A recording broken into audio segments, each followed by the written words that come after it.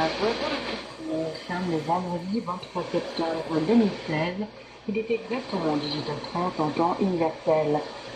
Mesdames et messieurs, nous sommes heureux de vous retrouver sur les ondes de la radio La Voix de la Turquie, émettant dans la bande des 31 mètres sur 9635 km en Europe, dans celle des 23 mètres sur 11615 kHz en Afrique du Nord, et dans celle des 41 mètres sur 7360 kHz dans l'Afrique centrale et orientale.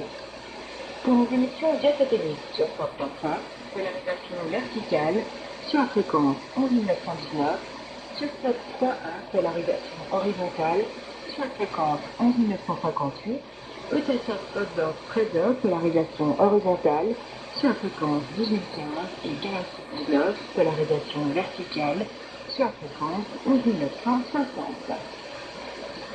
Chers auditeurs, notre émission de ce soir vous sera présentée par moi-même Osgul ainsi que notre technicien Hassan.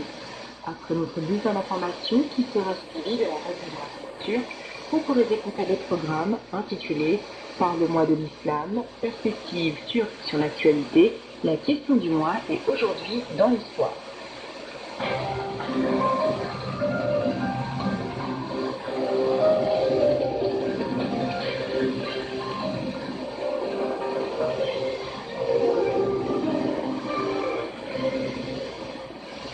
Mesdames et messieurs, voici les principaux titres de nos informations de ce soir.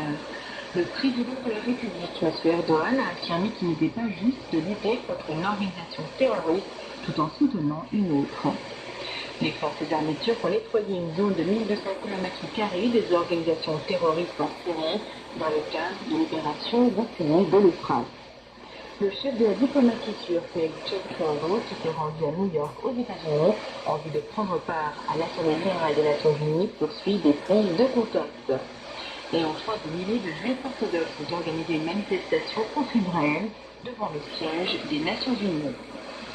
Et passons à présent aux détails de nos informations. Le président de la République, Recep Tayyip Erdogan, a affirmé qu'il n'était pas juste de lutter contre une organisation terroriste tout en soutenant une autre. À New York, où il se trouve à l'occasion de l'Assemblée générale de l'ONU, M. Erdogan a reçu le dirigeant de Bloomberg, Michael Bloomberg, et accordé une interview au rédacteur en chef de Bloomberg News, John Mittelwaite. Les États-Unis et la Russie ne sont pas des pays qui se situent près de la Syrie. La situation est compliquée en Syrie. Les Américains disent qu'ils détruiront Daesh avec un PYD, alors que nous affirmons que ce sont des organisations terroristes. Est-il possible de détruire une organisation terroriste par le biais d'une autre, voulant livrer des armes et renforcer les menaces? Suite à l'attentat suicide à Gaziantep, nous sommes entrés à Jarabous avec les opposants. Nous avançons vers Al-Bab. Il faut nettoyer cette région. Nos amis le comprennent ou pas, a dit M. Erdogan au sujet de la Syrie. Lorsqu'un journaliste américain est emprisonné aux États-Unis, je ne peux pas en accuser ce pays. C'est la justice qui décide. Pouvons-nous dire que les journalistes ne commettent pas de crimes? Ils commettent également des crimes. S'ils soutiennent la tentative de coup d'État, ils payent le prix. Lorsque les politiciens commettent des crimes, ils paient le prix, a-t-il expliqué, en raison à ceux qui critiquent le processus juridique entamé contre ceux qui soutiennent le terrorisme en Turquie. Soulignant la croissance économique en Turquie, M. Erdogan s'est exprimé en ces mots. Nous avons enregistré une croissance économique de 3,8%, un niveau en dessous de celui que nous avons visé, et nous avons préservé la stabilité et la confiance. Cela fait 29 trimestres de suite que la croissance économique se poursuit. Si la livre turque garde sa valeur, la croissance économique sera permanente.